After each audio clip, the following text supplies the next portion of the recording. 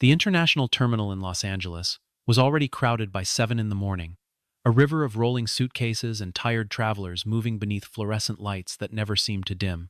Somewhere in that river walked a woman in a faded hoodie and worn jeans, pulling a cheap suitcase with a broken wheel that squeaked against the tile. She looked like nobody in particular, and that was exactly how she wanted it. Nobody in that terminal could have guessed that the quiet woman gripping a scuffed backpack strap had once been trained to disappear into rooms full of danger and walk out without leaving a single trace. Within the hour, a police officer would slam his boot into her leg in front of hundreds of witnesses, accusing her of resisting arrest for a crime she had nothing to do with. Cell phones would rise into the air, screams would echo off the terminal ceiling, and nobody standing there filming would understand that they were about to witness the awakening of a woman the government itself had once been too afraid to name out loud. Her name was Maya Brooks, and she was 34 years old, though something in the stillness of her eyes made her seem both younger and far older than that number suggested. She wore no jewelry, carried no expensive luggage, and moved through the terminal with the unhurried patience of someone who had learned, a long time ago, that panic never solved anything. To anyone watching, she looked like a woman heading home from a long shift, or perhaps a traveler stretching a modest budget across a long trip. In truth, she was flying to Washington to start a quiet, unremarkable civilian job, the kind of position that came with a badge that opened doors but never announced itself. She had chosen it on purpose. After everything she had lived through, she wanted mornings that felt ordinary, coffee that tasted like nothing more than coffee, and a life where nobody looked twice at her. Even so, certain habits refused to leave her body, no matter how many years passed. She counted exits without meaning to, cataloging every door, every stairwell, every gap in the crowd, where danger could slip through unnoticed. She never sat with her back to an open room. She noticed the rhythm of footsteps around her, the way other people noticed music, picking out anything that broke the pattern. She had once explained this, briefly and reluctantly, to a therapist assigned to her after leaving the service, who had gently suggested that such hypervigilance might ease with time. It had not eased, not fully, though she had learned to carry it quietly, folding it into the background of an otherwise unremarkable life, rather than letting it define her every waking moment. These were not choices anymore. They were instincts carved so deep into her that she barely registered doing them, the same way a person breathes without thinking about their lungs. Years earlier, before the quiet apartment and the modest wardrobe and the careful anonymity, Maya had served in a classified special operations unit that did not exist on paper, the kind of unit whose members were erased from official records the moment they were recruited. She had walked into embassies under siege and walked out again before backup even arrived. She had done things that saved lives and things she chose never to speak of again. Now, she simply wanted to be forgotten, and for years, the world had cooperated. Years earlier, in a life she rarely allowed herself to remember in detail, Maya had operated under conditions that most people could never imagine surviving even once, let alone repeatedly across a decade of service. She had spent nights in places without names on any official map, waiting in silence for hours at a time, trained to control her own heartbeat the way other people controlled their breathing. She had learned to read a room in less than 3 seconds, to identify the single most dangerous person in a crowd before that person even realized they had been noticed. That training had cost her friendships, relationships, entire years of her life spent invisible to everyone who might have loved her, and when she finally left the service, she carried both pride and quiet grief in equal measure.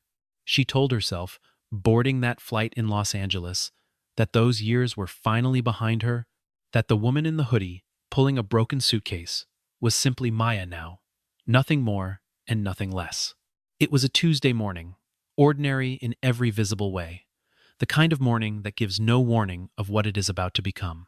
Announcements crackled overhead, a toddler cried somewhere near the coffee kiosk, and a line of passengers inched forward through the security checkpoint with the practiced boredom of frequent flyers.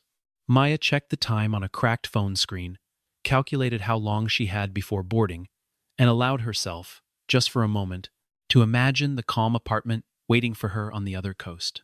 She had no idea that a young officer standing near the gate had already noticed her, had already begun building a story about her in his mind that had nothing to do with the truth.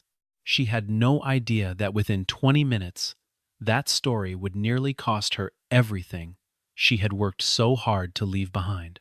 Officer Ryan Coleman had been on the force for less than 2 years, and in that short time he had developed a reputation among his colleagues for two things: an eagerness to prove himself and a temper that flared faster than it should have. He wanted commendations. He wanted his name mentioned in briefings. He wanted, more than almost anything, to be the officer who caught something big on an otherwise uneventful shift, and that hunger made him dangerous in a way none of his supervisors had fully addressed. His training officer had warned him twice already about jumping to conclusions before gathering facts, but Ryan had brushed off both warnings as the caution of someone too timid to make real decisions in the field. He believed, with the unshakable confidence of the inexperienced, that his instincts were sharper than his colleagues gave him credit for, and he had been waiting for a chance to prove it. That morning, as he scanned the crowd near the business class corridor, his eyes landed on Maya, and within seconds, he had already decided who she was without asking a single question. To Ryan, everything about her seemed wrong for the space she occupied. Her clothes were plain, her suitcase was old, she traveled alone, and she was walking near a section of the terminal reserved for travelers who, in his mind, looked nothing like her. He noticed her skin before he noticed anything else about her, and though he would never admit that out loud, it shaped every judgment that followed. He told himself he was simply being observant, simply doing his job, simply trusting the instincts his training had supposedly sharpened. In reality, he was building a case against an innocent woman based on nothing but appearance and prejudice dressed up as procedure. The excuse arrived a few minutes later, small and almost meaningless, the kind of accident that happens in crowded places 100 times a day. A businessman rushing toward his gate bumped into another traveler and dropped his wallet without noticing, the leather billfold sliding across the polished floor and coming to rest near a support pillar. Nobody around him seemed to notice, except Ryan, who scanned the immediate area and once again fixed his attention on Maya, standing roughly 10 feet away with her eyes on the departure board. He did not check security footage. He did not ask the businessman a single clarifying question. He did not consider, even briefly, any explanation other than the one his bias had already written for him. He crossed the floor toward her with the exaggerated confidence of someone who had already decided the outcome of an encounter that had not yet begun. Maya noticed him approaching and felt the familiar tightening in her chest that came whenever authority moved toward her without warning, a feeling she had learned to manage through years of discipline rather than instinct. She met his eyes calmly, waiting to hear what he wanted, prepared to cooperate the way she always did in ordinary civilian life. When he accused her of taking the wallet, she blinked in genuine surprise, then explained, evenly and politely, that she had not touched anyone's belongings and had been standing near the pillar simply checking her flight information. Ryan did not listen. He demanded she hand over her bag immediately, his voice rising loud enough to draw glances from nearby travelers. Several people slowed their pace to watch, sensing the tension building between them, while others quickened their steps instinctively, eager to avoid whatever was unfolding near the pillar. Maya, still calm, offered to open her bag voluntarily, explaining that he was welcome to look through it if it would resolve the misunderstanding quickly. Instead of accepting her cooperation, Ryan grabbed her arm and shoved her toward the pillar, his grip far rougher than any situation like this required. Something in the crowd shifted immediately, phones lifting into the air, as people sensed that they were witnessing something they needed to record. Maya kept her hands visible, her voice steady, repeating that she was not resisting and had done nothing wrong. But Ryan's anger had already outpaced his judgment entirely. Then, without warning, he swept his boot against the back of her leg, driving her down onto the hard terminal floor in front of everyone. Gasps rippled through the crowd as Maya's knees struck the tile, the sound sharp enough to silence nearby conversations instantly. She caught herself with one hand, refusing to fully collapse, that her expression, tightening not with fear, but with a kind of controlled disbelief that came from years of training herself never to react emotionally in moments of danger. Passengers froze mid-step, phones rising higher, someone near the coffee kiosk shouting for him to stop. Ryan, breathing hard and clearly startled by his own escalation, reached for his handcuffs as if physical force could somehow justify what he had just done in front of an entire terminal of witnesses. He yanked one of her wrists behind her back, then the other, snapping the cuffs shut with more force than necessary while pressing his knee against her shoulder to keep her down. Maya's voice stayed level, even as pain shot through her joints, repeating the same phrase over and over, calm and clear enough for the recording phones to catch every syllable. "I am not resisting," she said again and again, refusing to give him any excuse to escalate further, despite everything in her training, screaming that she could end this encounter in under 2 seconds if she chose to. Ryan ignored her completely, ordering her to kneel, then shoving her shoulder downward when she did not move quickly enough for his liking, his frustration turning into something closer to cruelty with every passing second. A woman near the security podium, one of the airport's own personnel, watched the scene unfold with a growing knot of unease in her stomach that had nothing to do with procedure and everything to do with instinct. Her name was Denise Walker, and she had worked airport security for 11 years, long enough to recognize genuine threats and long enough to recognize when an officer was spiraling out of control instead of following protocol. She noticed that Maya's posture, even cuffed and kneeling, remained oddly composed, her breathing controlled, her eyes tracking the room with a calmness that seemed almost impossible given what was happening to her. Denise had seen frightened people before, and this woman did not look frightened. She looked like someone waiting, patiently, for a mistake to correct itself. Overhead, the terminal's security cameras captured everything in wide, unblinking detail, recording every shove, every accusation, every moment of Ryan's escalating aggression, without a single frame missing. Maya knew the cameras were there, and she said so clearly, suggesting more than once that reviewing the footage would resolve the entire situation within minutes. "Check the cameras," she repeated, her voice never rising, never breaking, simply offering the fastest path to the truth available to everyone in that terminal. Ryan refused outright, insisting he did not need footage to know what he had seen, his pride clearly unwilling to entertain the possibility that he had made an enormous mistake in front of dozens of witnesses. At one point, leaning down toward her with a sneer that several bystanders would later describe in eerily similar terms, he asked her who she thought she was, as if the question itself proved his authority over her. Maya said nothing in response, and that silence unsettled him more than any argument could have, though he would never have admitted it. Something shifted behind her eyes in that moment, subtle enough that only a trained observer would have caught it. A flicker of calculation replacing the patience she had held onto until then. The crowd, still filming, still murmuring in disbelief, began to sense the same thing Denise had already noticed. This woman was not simply enduring what was happening to her. She was choosing to. The moment everything changed happened faster than most witnesses could fully process, faster than the shaky cell phone footage could clearly capture in real time. Ryan, frustrated by her continued calm and desperate to reassert control in front of the growing crowd, reached for his baton and swung it toward her in a motion meant to intimidate rather than genuinely strike. What happened next was not a decision so much as a reflex, a survival instinct built through years of training so intense that it lived beneath conscious thought, waiting in her muscles like a coiled spring.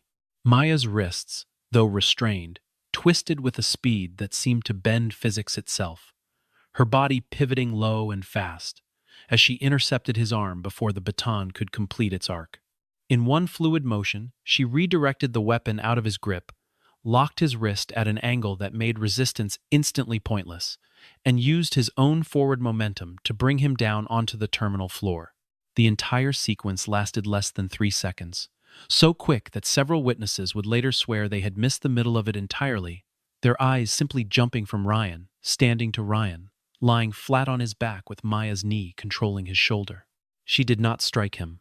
She did not retaliate with anger or excess force of any kind, despite every justification she might have claimed after what he had just done to her. She simply neutralized the threat with the precise economical control of someone who had spent years learning exactly how much force a situation required and never using a single ounce more. For a long moment, the terminal fell into a stunned, almost theatrical silence, as if the entire crowd had collectively forgotten how to breathe. Two nearby officers, who had been watching the confrontation from a distance without intervening, stood frozen in place, their hands hovering uselessly near their belts as they tried to process what they had just witnessed. Passengers who had been filming lowered their phones slightly, then raised them again, suddenly aware that whatever this woman was, she was not the person Ryan had accused her of being. Someone in the crowd murmured that it looked like something out of a movie, and in that strange, suspended silence, nobody disagreed. A young mother pulled her child closer, whispering that everything was fine now, though her eyes never left Maya, who stood there with a calm that felt almost otherworldly against the chaos surrounding her. An elderly traveler near the coffee kiosk lowered his newspaper slowly, staring at the scene with the expression of a man who suspected he had just watched history happen in front of him without fully understanding why. Maya rose calmly, stepped back from Ryan, and raised both of her still cuffed hands into plain view, making it unmistakably clear to everyone watching that she had no intention of causing further harm. The alarm came seconds later, a piercing tone that cut through the terminal's ambient noise as Ryan, humiliated and furious, scrambled to his radio and screamed that he was being attacked by a suspect resisting arrest. His voice shook as he spoke, betraying an unmistakable panic beneath the anger, though none of the responding officers had time yet to question the accuracy of what he was reporting. Within moments, additional officers began pouring into the terminal from every direction, boots pounding against tile, radios crackling with urgent, conflicting reports of an assault in progress.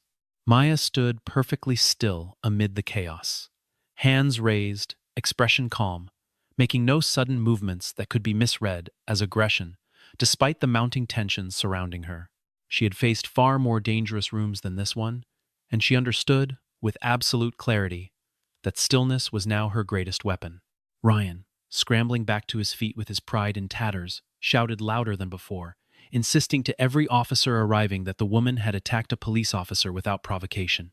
His voice cracked with a mixture of anger and something closer to fear, though he would not have named it that way even to himself. Within minutes, a call went out requesting a specialized tactical response, and a heavily armed unit began moving toward the terminal with the kind of urgency usually reserved for far more serious threats. Maya remained motionless at the center of it all, watching the situation escalate around her with the detached calm of someone who had survived circumstances infinitely more dangerous than an airport corridor filled with startled officers. The commander of the tactical unit arrived within minutes, moving through the gathered officers with the brisk authority of someone accustomed to controlling chaotic scenes in seconds rather than minutes. His name was Marcus Delaney, a veteran of both domestic tactical operations and years earlier, several classified assignments he rarely discussed even with close colleagues. As he approached, his eyes settled on Maya's posture rather than her face, on the precise, economical way she stood with her weight balanced and her breathing controlled, despite the chaos surrounding her. Something about that stance triggered a memory, buried deep in his mind, faint and distant but insistent, the way certain songs return unbidden from childhood. He had seen that exact posture only once before, years earlier, during a briefing so classified that most of the room had not even been allowed to take notes. He remembered a superior officer describing an operative whose training was so complete that even at rest, her body remained ready to respond to any threat within a fraction of a second. And he remembered thinking, at the time, that such a description sounded almost impossible. Standing here now, watching Maya breathe evenly amid a terminal full of armed officers and shouting bystanders, Delaney no longer doubted that description at all. Standing near the edge of the gathered crowd, largely unnoticed until this moment, was a federal agent named Thomas Reyes, who had been passing through the terminal on entirely unrelated business when the commotion began. As he watched Maya standing calmly amid the swirling chaos, his expression shifted from casual curiosity to something far more alarmed, his eyes narrowing as pieces of a distant memory clicked into place with unsettling speed. He had seen a face like hers once before, in a single briefing photograph so heavily redacted that only a sliver of her features had been visible, attached to a name that was not really a name at all. He stepped back from the crowd, pulled out his phone with hands that were not quite steady, and dialed a number reserved for situations far more serious than airport misunderstandings. "I think I am looking at Ghost Raven," he said quietly into the phone, his voice tight with a mixture of disbelief and urgency that made the person on the other end go completely silent for several long seconds. Ghost Raven was not a name spoken casually, even among people cleared to know it existed at all, and Reyes understood immediately the weight of what he had just said aloud in a public terminal.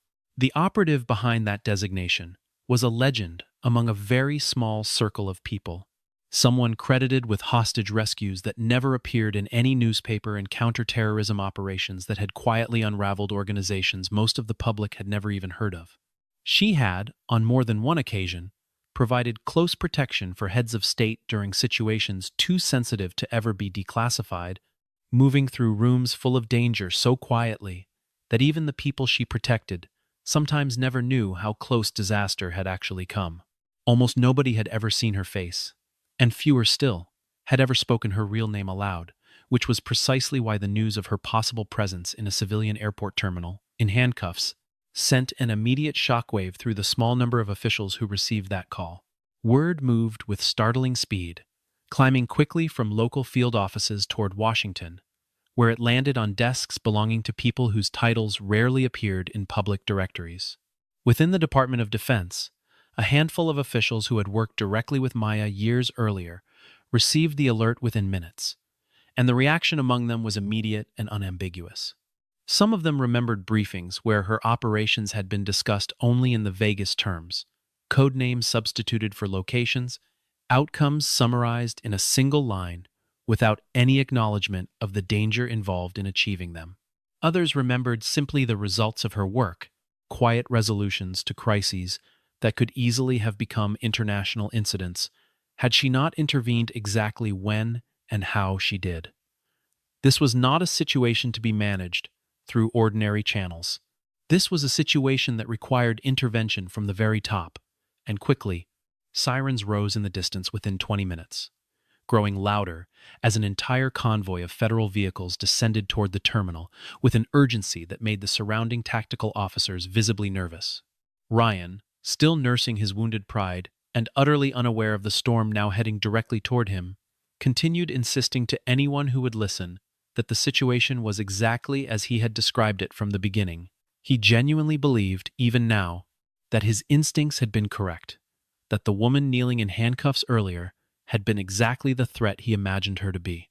That certainty was about to collapse entirely, and there would be no way for him to salvage it once it did. Commander Delaney's radio crackled with a voice, carrying an authority that silenced the surrounding chatter almost instantly, delivering a single instruction with unmistakable finality. "No one is to point a weapon at that woman, under any circumstances," the voice said, and Delaney felt the weight of those words settle over the entire tactical team like a physical force. Officers exchanged confused, uncertain glances, lowering weapons they had only just raised, unsure why. An unarmed woman standing quietly with her hands visible now commanded this level of caution from people several ranks above their pay grade. The confusion deepened moments later when a black federal vehicle pulled directly onto the terminal floor through an emergency access route, an act so unusual that several nearby officers had never witnessed anything like it in their entire careers. A tall man in a plain dark suit stepped out of the vehicle, his posture immediately marking him as someone of significant rank despite the absence of any visible uniform or insignia. He crossed the terminal floor with brisk, purposeful steps, his eyes fixed entirely on Maya, ignoring the swarm of officers and bystanders surrounding her as if they simply did not exist. Behind him, 2 more vehicles pulled up along the curb outside, disgorging additional personnel who fanned out quietly around the perimeter of the scene without drawing their weapons, their presence alone enough to communicate the gravity of the situation to everyone watching. When he reached her, he stopped abruptly, straightened his shoulders, and rendered a crisp, formal salute in front of an entire terminal of stunned onlookers who had no idea what they were witnessing.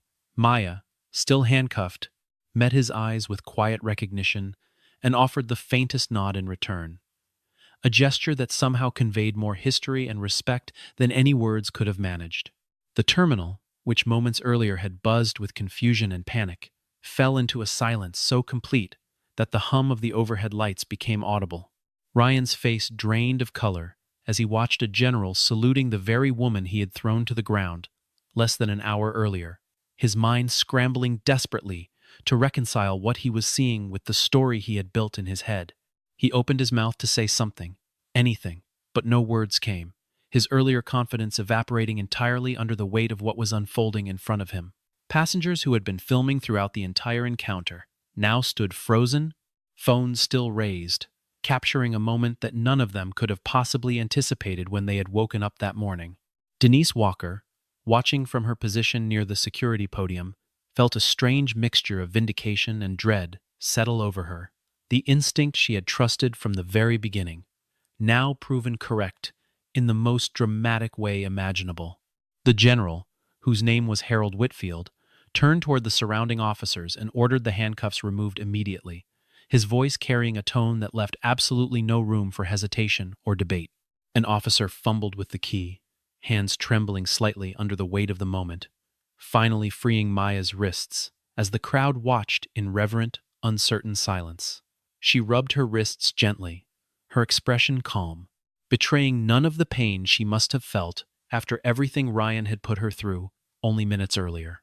Whitfield asked quietly whether she was hurt, and Maya shook her head, telling him she had endured far worse in far worse places, a statement that carried an unspoken history none of the surrounding civilians could ever fully understand. With the immediate danger resolved, attention in the terminal shifted swiftly toward addressing the truth of what had actually happened, and airport officials moved quickly to pull the security footage from every camera covering the incident.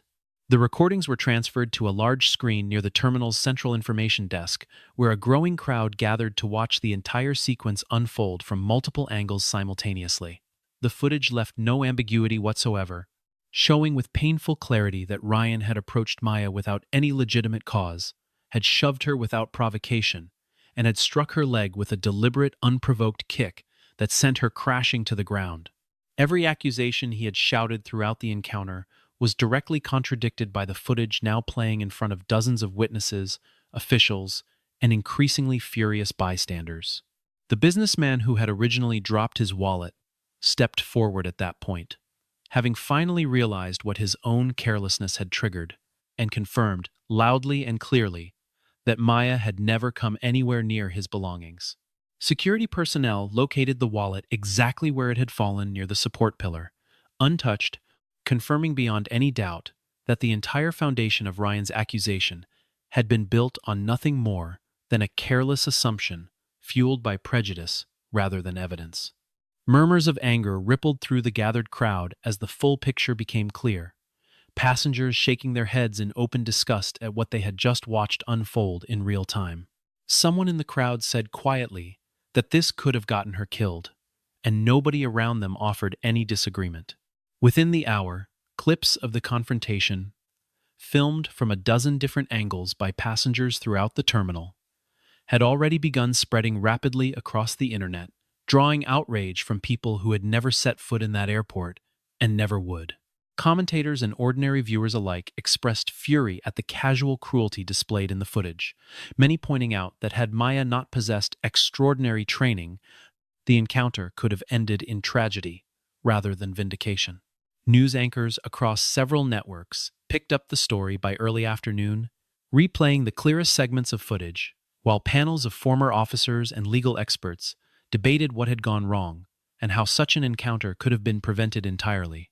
Civil rights advocates pointed to the incident as yet another example of a pattern they had been documenting for years, a pattern where assumptions about appearance too often replaced actual evidence in the split-second decisions officers were trained to make. Ryan, standing near the edge of the terminal with his career visibly crumbling in front of him, seemed to finally understand the magnitude of what he had done. His earlier bravado replaced entirely by a hollow, defeated silence. Internal affairs investigators arrived within the hour, moving through the terminal with grim efficiency as they began the process of formally addressing what had occurred. They interviewed witnesses one by one, pulling aside anyone who had a clear vantage point of the confrontation, cross-referencing every account against the footage, now playing on a continuous loop near the information desk. The lead investigator, a stern woman named Patricia Hayes, watched the recording 3 separate times before finally turning to her team with an expression that left no doubt about her conclusions. "There was no ambiguity here," she said quietly. "No gray area to debate in a closed room later." Ryan was informed, in front of many of the same witnesses who had watched him make his initial accusation, that he was being relieved of duty pending a full investigation into his conduct. His badge was removed on the spot, and he was placed in handcuffs himself, the same restraints he had used on Maya, now closing around his own wrists in a moment of stark, undeniable irony. He was led out through the terminal in full view of the crowd, his head down, offering no resistance and no further protest, the fight having drained entirely out of him. Denise Walker stepped forward without hesitation to provide a full account of everything she had witnessed, her testimony carrying particular weight given her professional experience and her clear, immediate concerns raised throughout the encounter. She described, in careful detail, the exact moment she had first sensed something was wrong, long before the physical confrontation had even begun, and investigators noted her account as remarkably consistent with the footage. Several other passengers came forward as well, offering consistent, detailed accounts that corroborated the footage in every meaningful respect, leaving investigators with an overwhelming body of evidence against the disgraced officer. One young father explained that he had almost intervened himself before Maya's training took over, and that he had never in his life felt so powerless watching an injustice unfold in front of his own children. Within days, officials from the police department issued a formal public apology, acknowledging the department's failure and promising a thorough review of training and accountability procedures moving forward. A senior official personally sought Maya out to deliver that apology in person, his voice heavy with genuine regret as he expressed how deeply sorry the department was for what she had endured. Maya listened patiently, her expression calm, and when he finished speaking, she offered a response that would later be repeated in news coverage across the country in the days that followed. "I do not need an apology," she said quietly. "I just want this to stop happening to people who have done nothing wrong." The simplicity and quiet dignity of that statement silenced the room completely, carrying far more weight than any lengthy speech could have managed. Officials nodded solemnly, aware that no formal apology could fully address the deeper pattern her words had pointed toward, a pattern far larger than one officer or one incident in one terminal. In the days that followed, Maya declined every single interview request that came her way, turning away journalists, producers, and curious officials alike with the same quiet, unwavering resolve she had shown throughout the entire ordeal. Reporters staked out the arrivals gate at her final destination, hoping for even a brief statement, but she moved past them without a word, her expression polite but entirely closed to the possibility of conversation. Producers from national programs offered generous compensation for an exclusive account of what had happened, and she declined every offer without hesitation, explaining to the one persistent caller who reached her directly that some stories were better left without a spotlight attached to them. She had spent her career avoiding attention, and she had no intention of allowing one chaotic morning to undo years of carefully maintained privacy. She retrieved her worn backpack from where it had been set aside during the chaos, adjusted the strap over her shoulder, and quietly requested to be rebooked onto a later flight, wanting nothing more than to complete her simple journey without further disruption. Airport staff, still visibly shaken by everything that had happened, arranged everything for her without hesitation, treating her now with a mixture of respect and quiet awe that she neither sought nor particularly welcomed. She walked back through the terminal alone, past the same gates and kiosks she had passed hours earlier, though everything about how people looked at her had changed entirely in that short span of time. Nobody approached her. Nobody asked for photographs or statements. They simply watched her pass, with a kind of hushed reverence, understanding, even without fully knowing her story, that they had witnessed something rare and significant that morning. She boarded her new flight quietly, found her window seat, and settled into it with the same understated calm she had carried since the moment she first entered the terminal that day. Later that afternoon, in a quiet office, far from the noise of the airport, a young recruit training under General Whitfield's command found the courage to ask a question that had clearly been on his mind since hearing about the incident. He asked how strong Ghost Raven really was, his voice carrying the kind of eager curiosity common among those still early in their careers. Whitfield considered the question for a long moment before answering, his expression thoughtful rather than boastful, as though weighing exactly how to convey something that words rarely captured adequately. He walked to the window, looked out over the base for a moment, and thought back to reports he had read years earlier describing operations most people would never be permitted to know had happened at all. The most frightening thing about her was never how many people she could defeat, he finally said. It was that for years, she consistently chose not to. That answer settled over the young recruit slowly, its full meaning taking shape only as he considered everything he had heard about the morning's events, the restraint Maya had shown, even while being wrongfully accused, restrained, and struck in front of an entire terminal of strangers. True strength, Whitfield continued, was never about the ability to dominate a room. It was about the discipline required to walk away from 100 opportunities to do exactly that, choosing instead the harder, quieter path of restraint. He added that anyone could learn to throw a punch or win a fight, but almost nobody was ever taught the far more difficult skill of choosing peace when violence would have been so much easier to justify. The recruit nodded slowly, beginning to understand a lesson that no manual or training exercise could have fully taught him, and he found himself wondering, quietly, whether he would ever possess even a fraction of that same discipline. Somewhere over the country by then, Maya sat beside the window of her flight, watching clouds drift past in slow, silent formations beneath a sky, turning gold with the fading afternoon light. Her wrists still ached faintly from the cuffs, and a small bruise was forming along her leg where Ryan's boot had struck her, but her expression carried none of the tension or anger the morning might have justified. She thought, briefly, of the crowd's stunned silence, of Denise's steady testimony, of the general's crisp salute in the middle of a chaotic terminal floor, and she allowed herself a small, private moment of quiet satisfaction.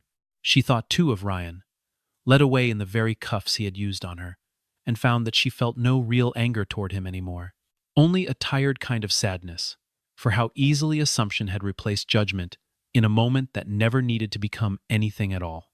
Not because she had proven anything to anyone, but because the truth, however delayed, had ultimately found its way into the light where it belonged.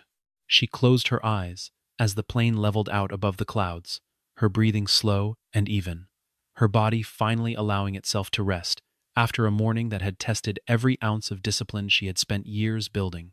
She thought briefly of all the missions she had completed in silence, all the rooms she had walked out of without anyone ever knowing she had been there at all, and she realized that this morning, for the first time in a long while, the truth about her had been forced into the open against her wishes.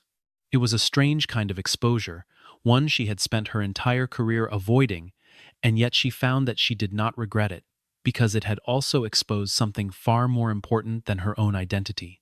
It had exposed, in front of an entire terminal of strangers, exactly how easily an innocent person's dignity could be stripped away by someone wielding authority without wisdom, and exactly how rarely such moments were ever corrected before real harm was done.